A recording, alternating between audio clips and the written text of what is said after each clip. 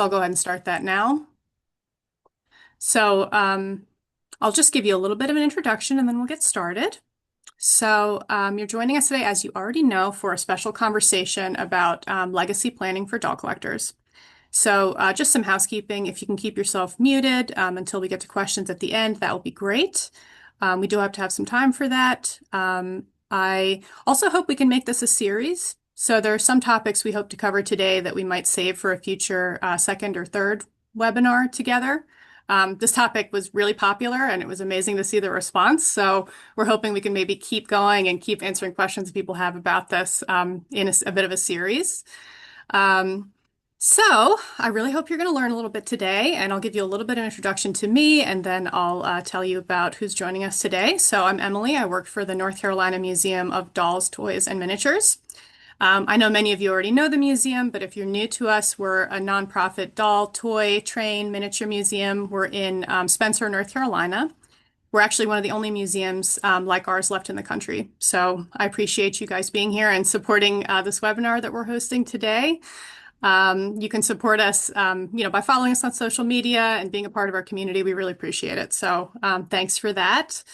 I am super excited to introduce the guest today, who is Mickie. She's a huge museum supporter, so we're super happy that she's willing to do this with us today. And I wanted to tell you how this topic came about because it was kind of a cool story. Me and Mickie were chatting at a doll show, and she said something to me that really stuck in my head after I heard it, which is, she said, as doll collectors, we put so much of our time, thought, and research into purchasing dolls, making those purchases. Why wouldn't we put that same care and research into planning where our dolls are going to go after us? So after that, I couldn't let go of the idea, and I asked Mickie if she'd be willing to chat about her experiences. That was the inspiration, but Mickie brings a unique perspective to this conversation because in addition to being a doll collector, she's also a doll dealer. So she has kind of experience on two sides of this conversation, which I think is just a great way for folks to learn, whether they're brand new to it or they've been thinking about it for a while. So we're going to talk a little bit about doll collecting and legacy today, but with kind of a special focus on selling, rehoming, getting organized. That's where we hope to spend some of our time today. So hope y'all enjoy. Mickie, let's kick it off. Can you please tell me a little bit about your connection to dolls and just to doll collecting? I have been a doll collector for, since 1995. I wanted to buy back the few things I had as a child and then also get everything I never had. It became an obsession for me. And in 2000, I was really tired of my job and I decided I wanted to start a business. And that's how my business, Yesterday's Toys, came into being. So I have 25 years of experience as a doll dealer. And last year I retired my business. So I'm kind of a retired dealer now and but I'm still doing doll shows. Um, and so I have had experiences now with thinking about what happens next and where things go, and mostly downsizing.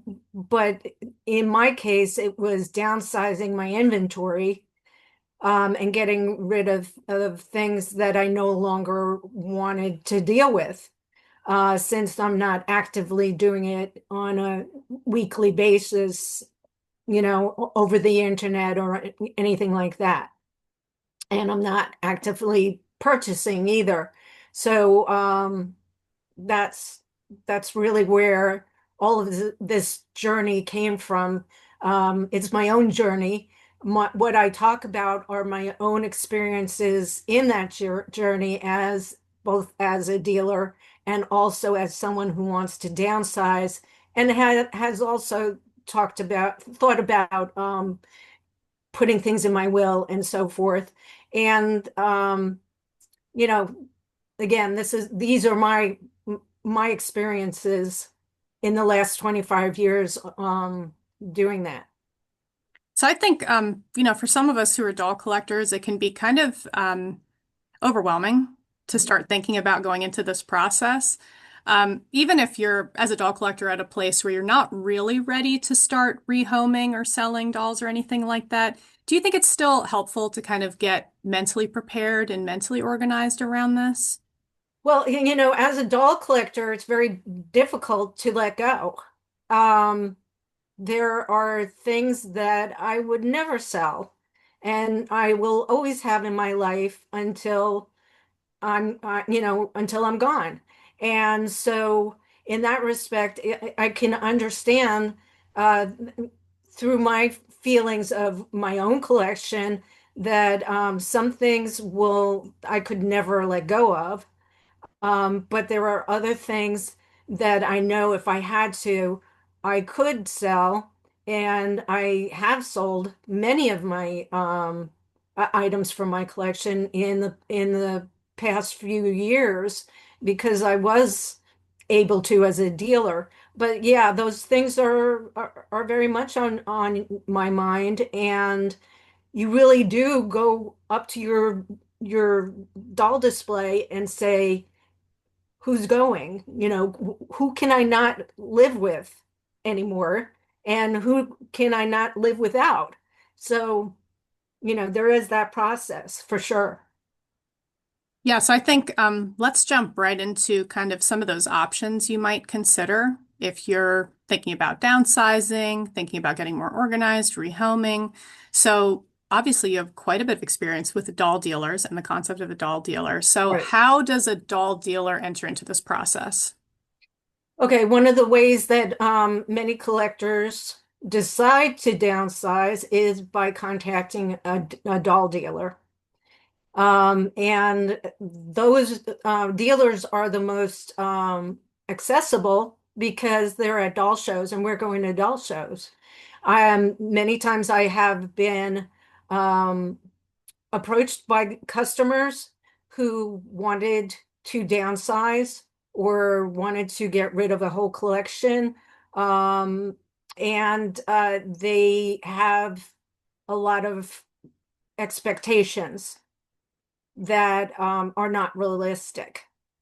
Um, and one of those expectations is if I sell to a doll dealer, um, can I sell it to you for the price that I would sell it, that you would sell it for? Or um, would you just buy anything? Many doll dealers have specific things that they will buy, and that's all they will buy. So you have to find somebody who is interested in your collection. Um, you have to understand that this is a capitalist country, and any doll dealer is in the business of making money just like everybody else, and they're looking to purchase wholesale. So they are not an outlet for a retail sale. Um, and uh, many things because the markets have changed over the last 25 years because of the internet, what you purchased your item for may not necessarily be what the market is bearing at this point. I can tell you from my own experience, right before I decided to start my own business, I went to Gaithersburg Doll Show in Maryland because I was living in Maryland at the time. Gaithersburg is a very high-end doll show, and I bought a Shirley Temple doll. I had always wanted a composition Shirley Temple doll. I bought one for 600 and some odd dollars. I think it was like $650. I will never see that $650 again because Shirley Temples don't bring the kind of money that they did pre-internet. I still have that doll. I will probably always have that doll because that doll has a special meaning in my life that was my last retail purchase ever. And So that is something that you have to understand too, that the markets change. They also have cycles. They go up and down. You can see that with Barbie. The last 20 years, we've been in an upcycle. And but before that, it was a buyer's market. Now it's a seller's market. So there are those kinds of things too, that you should be aware of. So you can, you can in theory approach a doll dealer, whether it's online or maybe you meet them at a show. That is an option to ask Yes. them if they'd be interested. Very definitely. But if you Yeah. have an unrealistic expectation of how that is, what that's going to look like, you're going to be very disappointed. Yeah. So what if you then think, well, why would I go through a dealer when I could just maybe downsize and sell dolls on my own? I You mean, absolutely yeah, what are some of those options and pros and You cons? absolutely can do that. You, there are plenty of places on the internet that you can sell, but you have to understand that you're now not just storing that doll until it can be sold, but once it's sold, you have to ship it. Are you really interested in shipping it? And when it gets shipped out and the buyer isn't happy with it, are you ready to deal with that as well? So there are things that you're now your own dealer. So you have to understand that that's part and parcel of what you're paying for or not paying for when you sell to a dealer. You can absolutely do that on your own. But, there's a lot of work involved. If you want to do a doll show, what you're doing is setting up a store to sell. And that requires you to transport the doll to the show, set it up, create a nice display for a day. Uh, you know, you may or may not make sales based on how what your pricing is. And then you have to pack it all up and take it home and store it. So, these are all things that dealers deal with as a business. Yeah, so when it comes to online sales, I know there's platforms that you can kind of use like eBay. Some folks use Mercari. Some people do Mhm. Facebook or private sales that way. Yeah. If you're kind of going into that process hoping to maybe do it on your own, how do you research what some of your dolls are worth, what to price them at? Do you have any advice on that?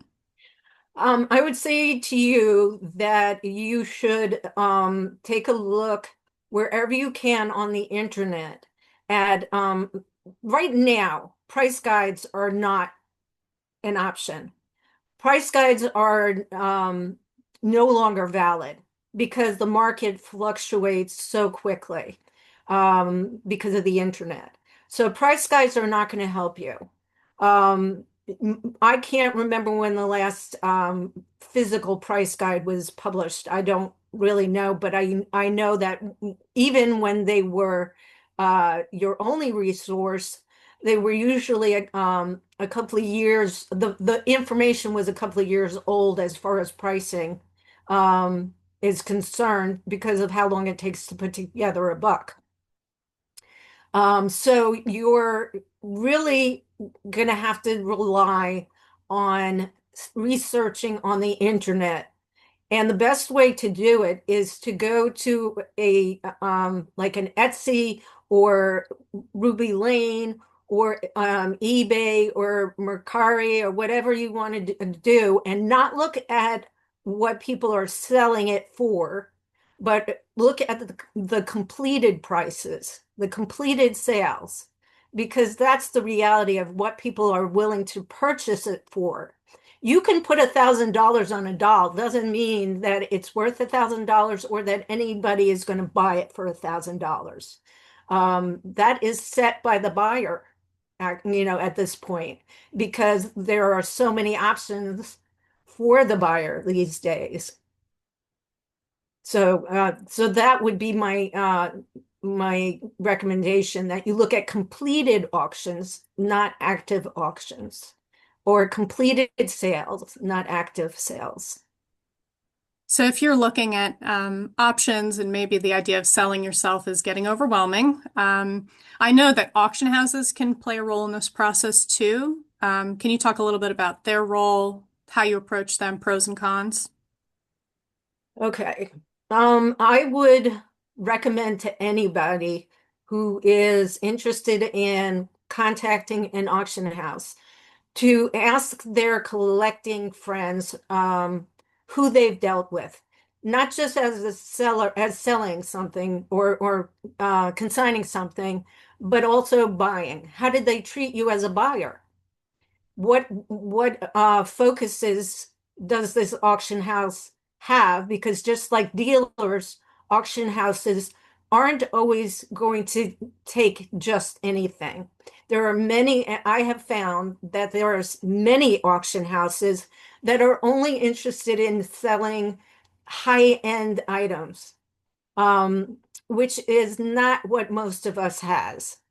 You know, there are plenty of people who have a lot of money and they can spend $10,000 on a brew or whatever.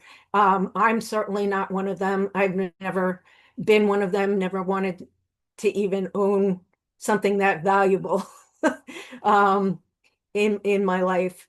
Um, so if in researching auction houses, I had to accept a no when it came to my dolls, because my dolls are more 20th century dolls than anything. Maybe late 1800s if I had some German dolls. Certainly not anything from the early 1800s or the 1700s, which is what these top auction houses like to deal with.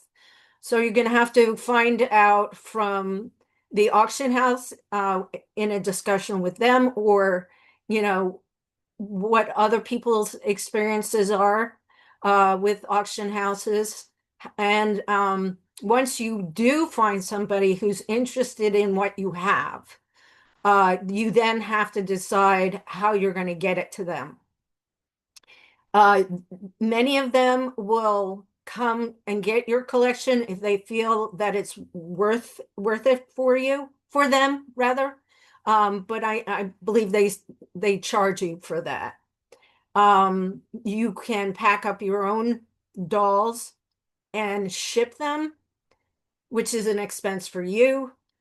Or you can also drive them yourself. And that's usually what I've done. I've driven them to the auction house so I know that they get there. And that requires time and, gas money and all of that. So there's always some sort of uh, investment in dealing with an auction house. And in addition to that investment, you usually also have a contract with Yeah. them, right? And then you're dealing with dates around whether they've got an auction planned for your items. Can you speak a little bit to Yeah. those? When you sign a contract with them. I would recommend if you're going to do anything with an auction house. Actually, um, I'm going to back up a little bit. One of the things you should do when you're dealing with an auction house is take pictures of some of the things that you have to find out if they're interested. So I started out by taking pictures, or I was asked, send me pictures. So I took pictures of my dolls and sent them, and they either said yes or no. But I would also recommend that if once you have that yes, that you take a picture of every single thing that you give them, because I have had several different experiences. Because I've dealt with, I think, 3 or 4 auction houses now in my journey through downsizing and getting ready to retire. Um, that one of them lost things, and the first time I took things to an auction house, they lost the things that some of the things that I had, and they couldn't tell me for sure what they had sold and what they hadn't, because they claimed that the video they took didn't work, and I did not take pictures. That's how I learned that I should take pictures. So the next time I did take pictures of everything before I sent it. And when the auction happened, it was online, so I could see what they were doing, and they had lost a box. Um, so, if you have a picture, you can say to them, there was a box with this item and it should have gone together, and you know, then you can deal with it afterwards. So it's very important to take pictures of everything, and make sure that everything that is sold, that should be sold is sold. So, when you work with an auction house, if you, let's say you take pictures of your items, you send the items or drop off the items, Yeah. do you have any control over the timeline in terms of Okay. when things will be sold? No, but um, you should definitely deal with an auction house that is working ahead of time.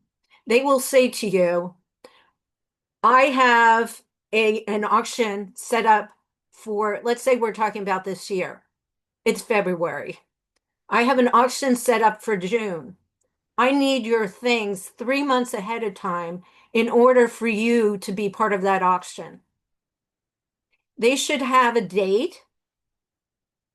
They should be able to tell you, what their requirement is for when you need to have that stuff there for them to sell it.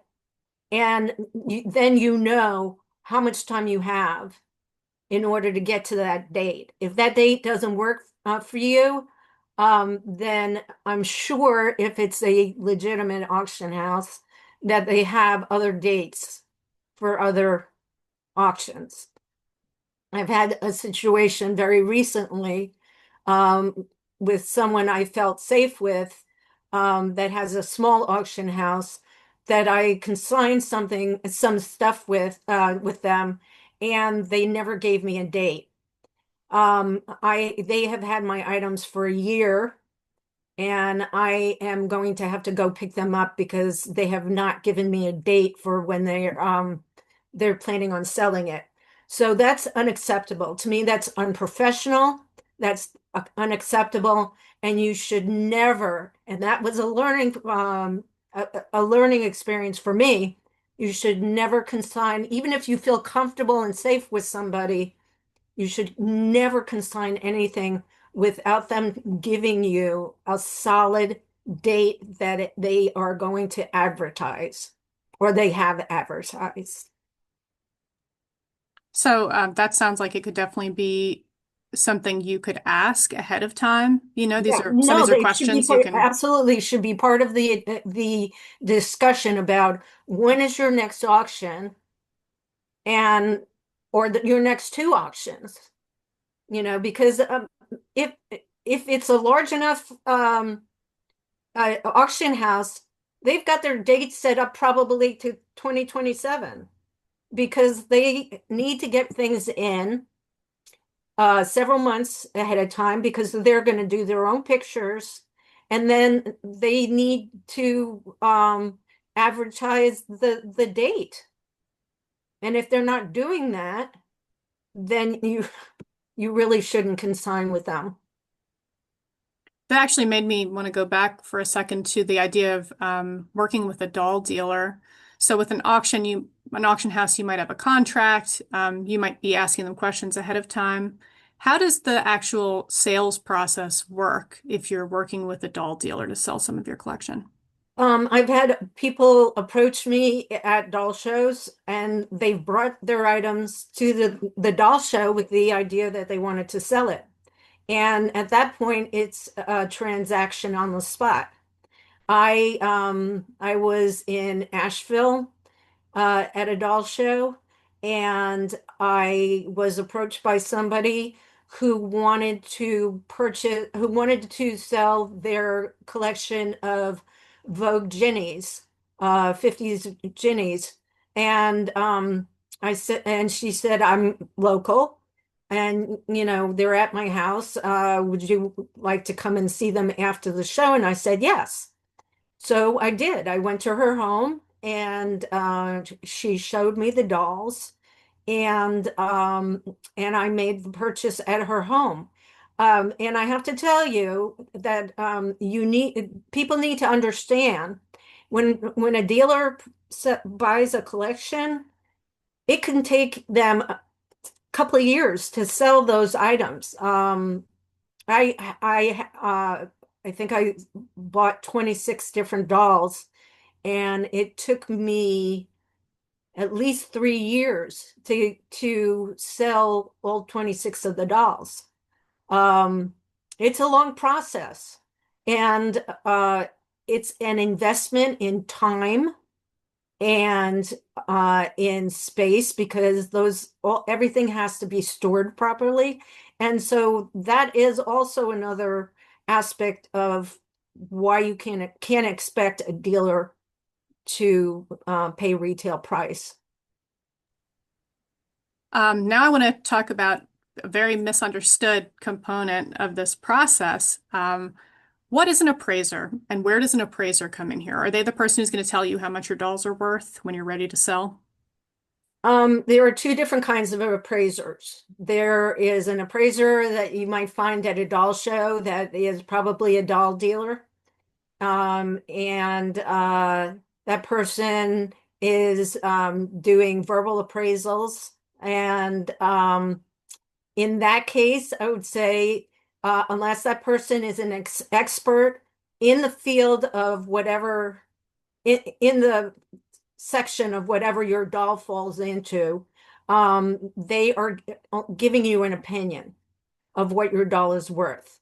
And most of the time, it is a high end, it's a range like $200 to $300 or something like that. And that's because there's no way of being very, more specific about what a doll is, retail, what a retail price for a doll is. Um, Also, it's just their opinion about what that doll is worth. On the other hand, you can find a certified appraiser who will charge you money to write down an appraisal of a doll that you can then use for insurance purposes. It's never a good way of finding out what market price is. It's about what insurance replacement is.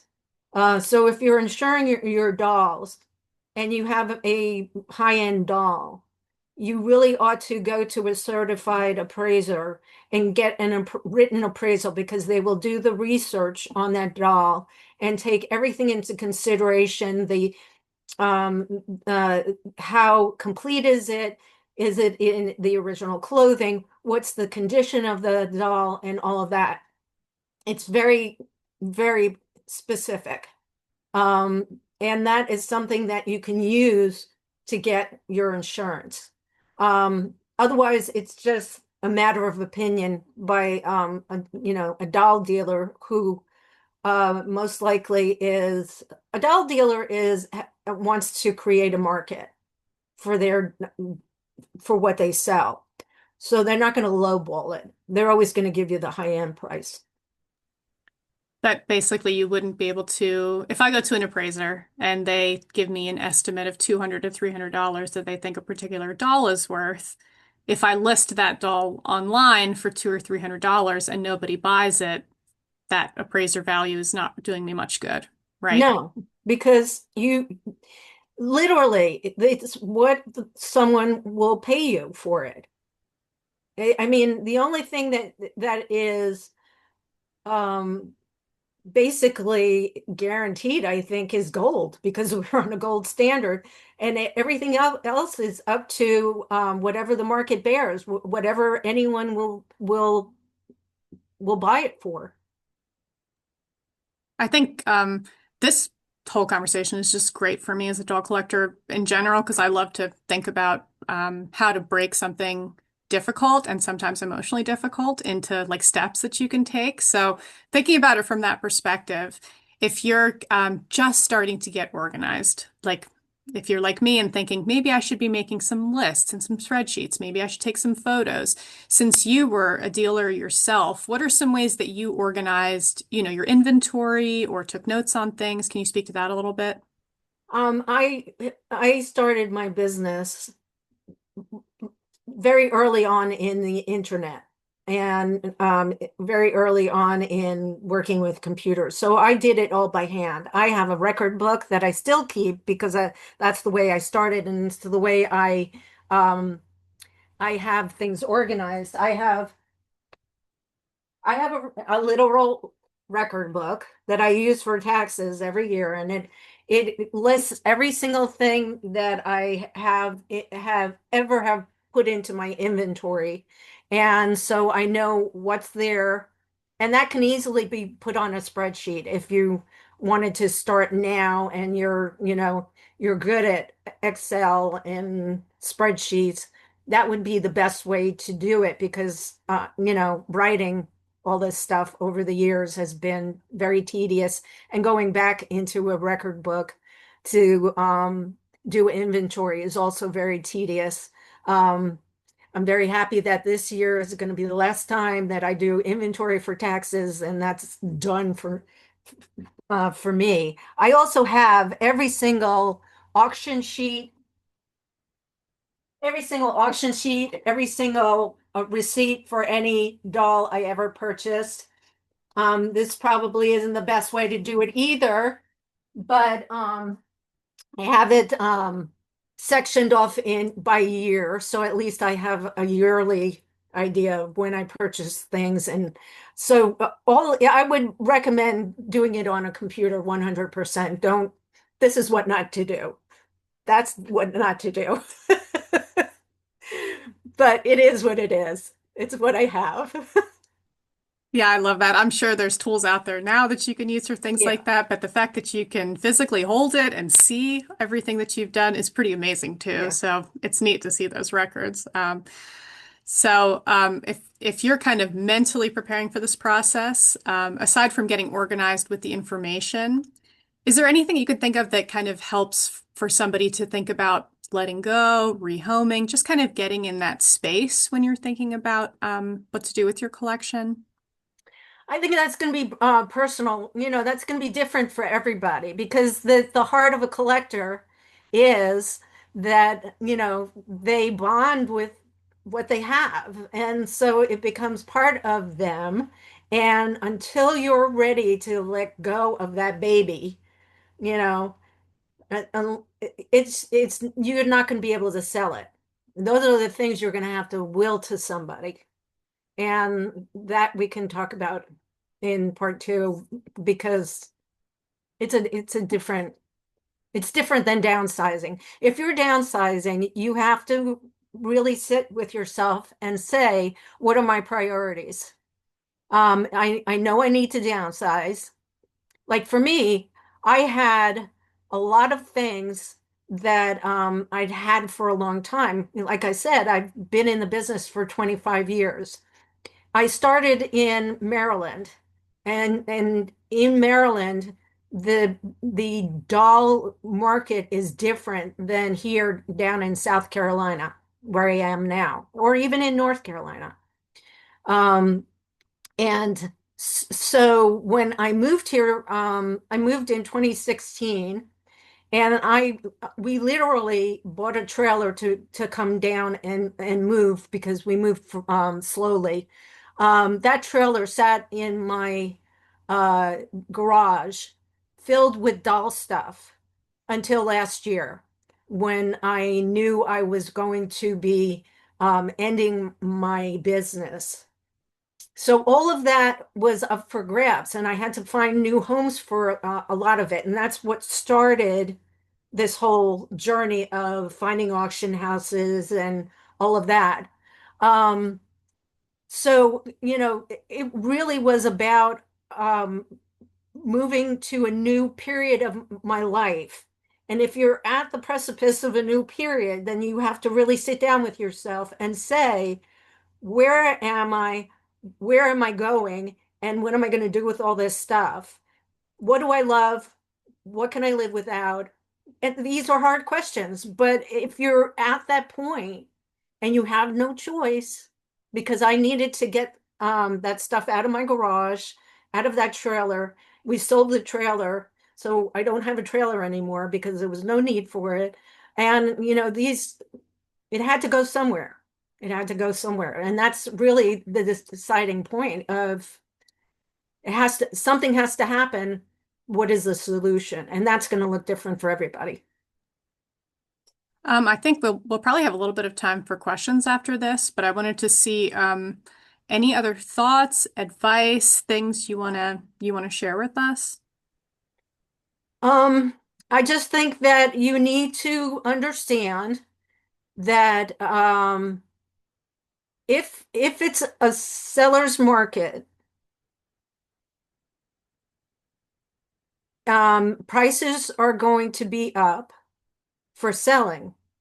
If it's a buyer's market, it means that the prices are down. So if you bought low in a buyer's market, you could gain from that and sell if you're doing it in a seller's market and sell and make a profit. If it's the opposite, if you're buying stuff now and you have to downsize in a seller, a seller's market, um, I'm sorry, if you buy stuff in a seller's market at a high price and you find yourself having to downsize in a buyer's market, um, you may not be able to get the price that you want. You may lose. So you have to really think about timing and what it is that you're selling. Right now, I'll give you an example. In the early part of the 2000s, Barbie was way down in value. Coming out of the 90s, in the 90s, everything, it was the top of the market in the 90s, and it slumped after the 90s, coming into the 2000s, um, especially around 2008 when the housing market bubble burst. Everything kind of got crazy, and the market went down for everything. Um, it was a great time to buy, a fabulous time to buy, and I did a lot of buying. Um, but it was tough to sell too. Um, so you really have to think about that. You have to really decide uh, if you're willing to take a loss because you can't hold on to these items anymore. Um, but there's also the possibility that you could make a little bit of money from it. It should never be about making money. It should be about um, is it time for you to sell? You know, and what are you willing to give up in order to do your downsizing? I love that. That's a great reminder to end on. Um, Mickie, you're amazing. I love your tips. Thank you. Such great insights for this conversation. I want to take a quick look and see if anybody has some questions for us so far in the chat. So I'll take a look at that real quick here. Oh, we've got people from everywhere. Somebody from Romania. Amazing. Um, that is so neat. So I don't think we have any questions in the chat yet, but if anybody wants to jump in, looks like here we got a couple coming in. So I think we can, I'll get to the questions in the chat now. And then if anybody wants to ask theirs, on their microphone, you can do that as well. If you just want to raise your hand, there's an option in Zoom to, I think it's called React, where you can raise your hand if you want to do that. We can do that too. So I see we have a question from Dora. Dora, if you can hear this, please go right ahead.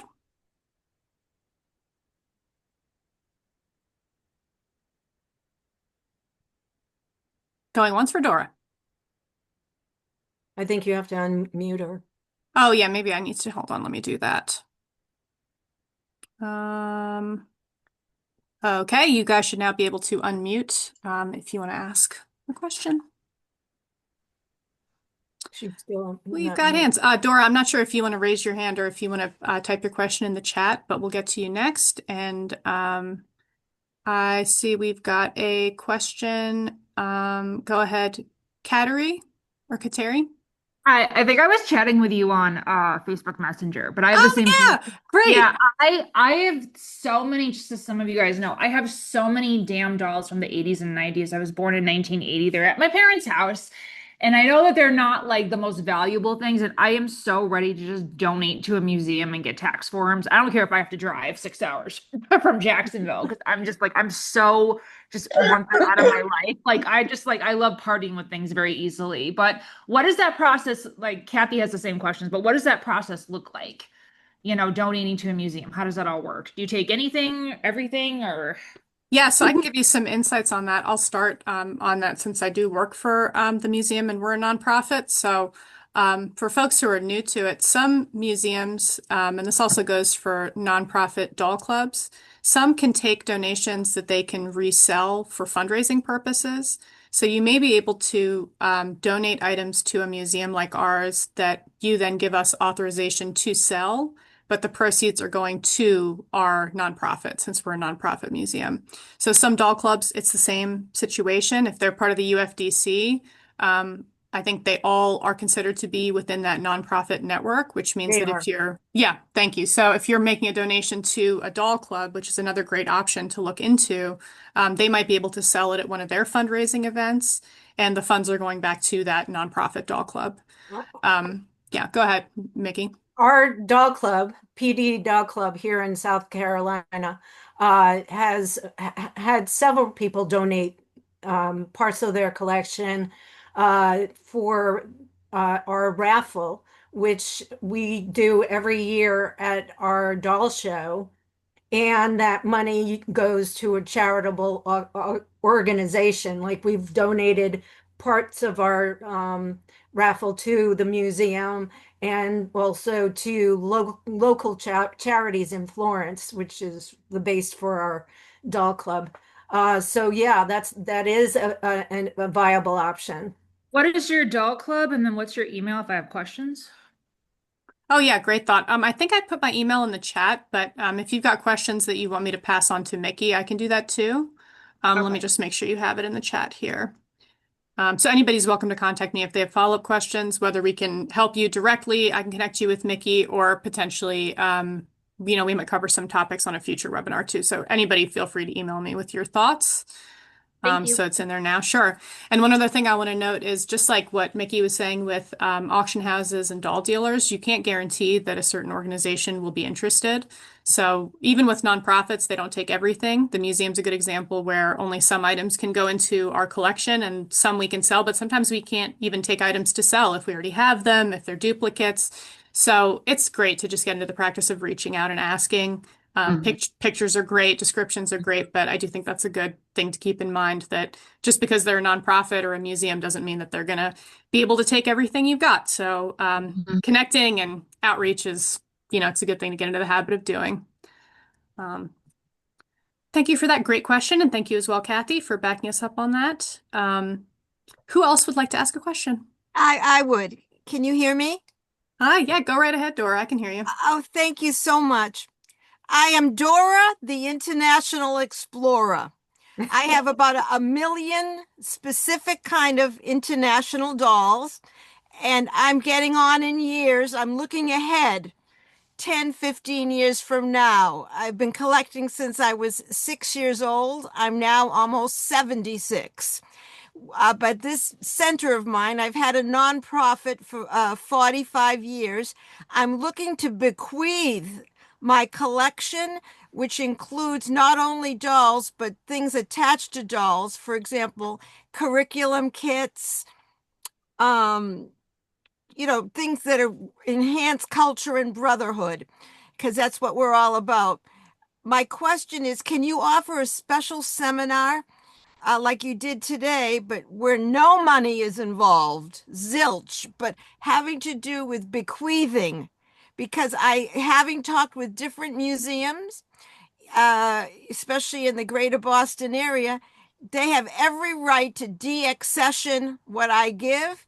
If they have more than two or sometimes three of the same exact item, they have every right to throw it out or do whatever they want with it. So I need to give it to an establishment who's would use the dolls as part of their cultural program and make that promise. Otherwise, I'm unwilling to give.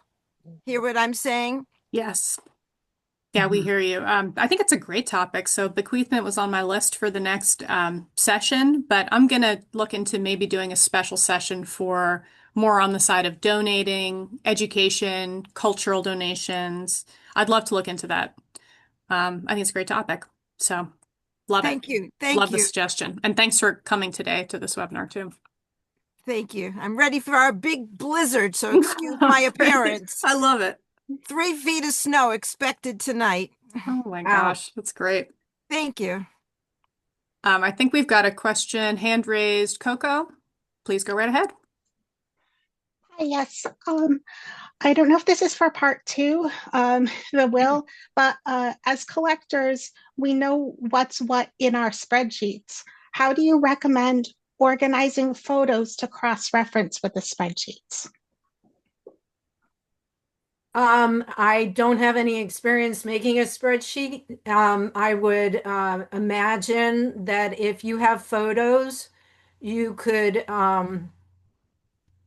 name them a specific code, rename them with a specific code that would um, be part of the record in your spreadsheet so that you could search by that code either in the spreadsheet or in your file.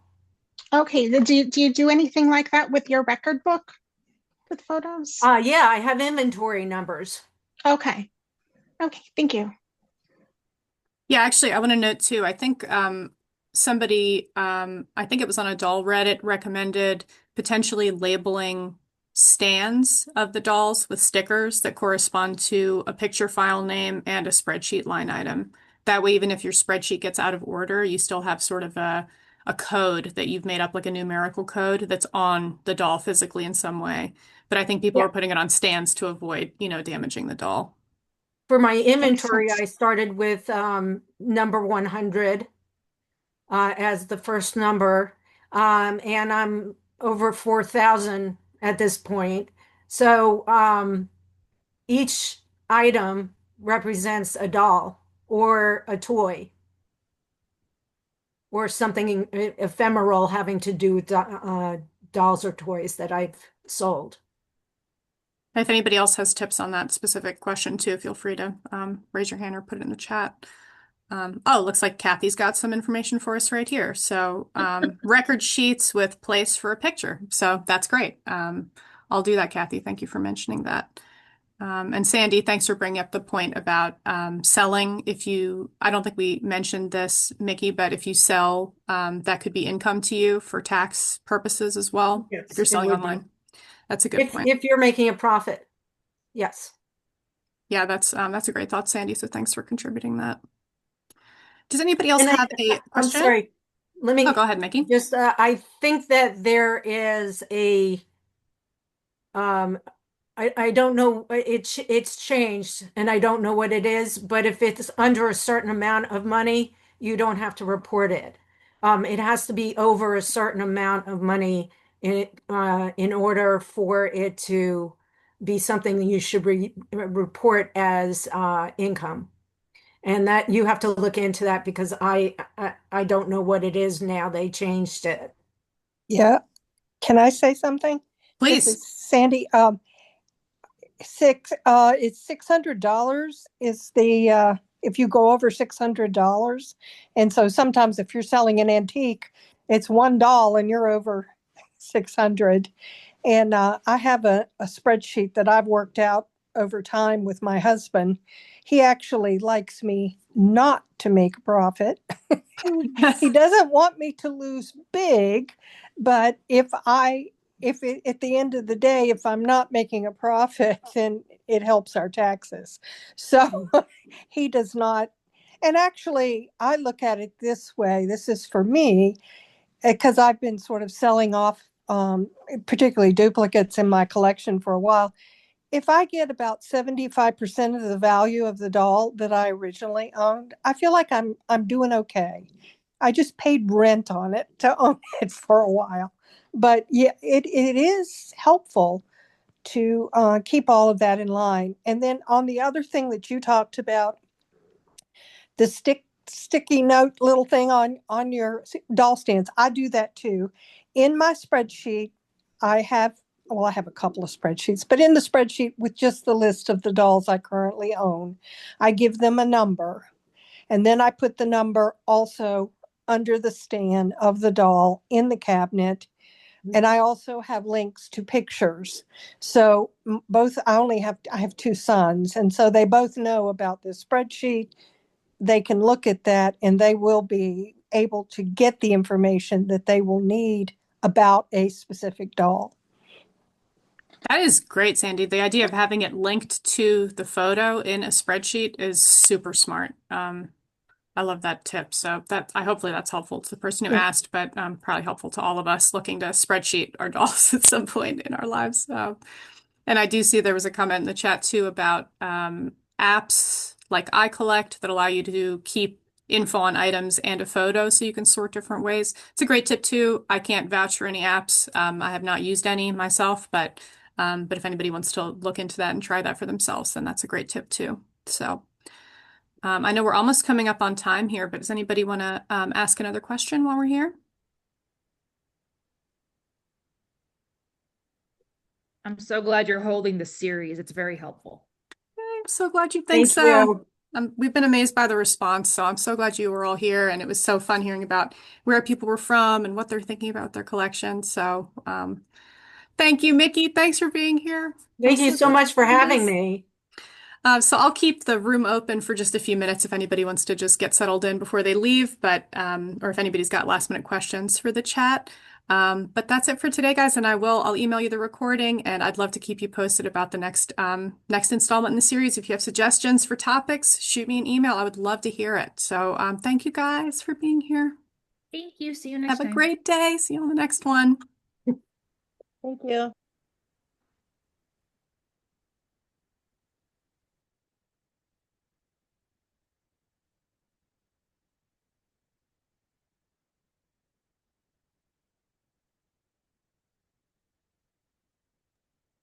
All right, hopefully everybody's had time to check the chat and get my email, but I'm just going to post it one more time just in case anyone missed it. And then I think we'll be able to close things down here. So thanks again, Mickie. I'll talk to you offline. Okay.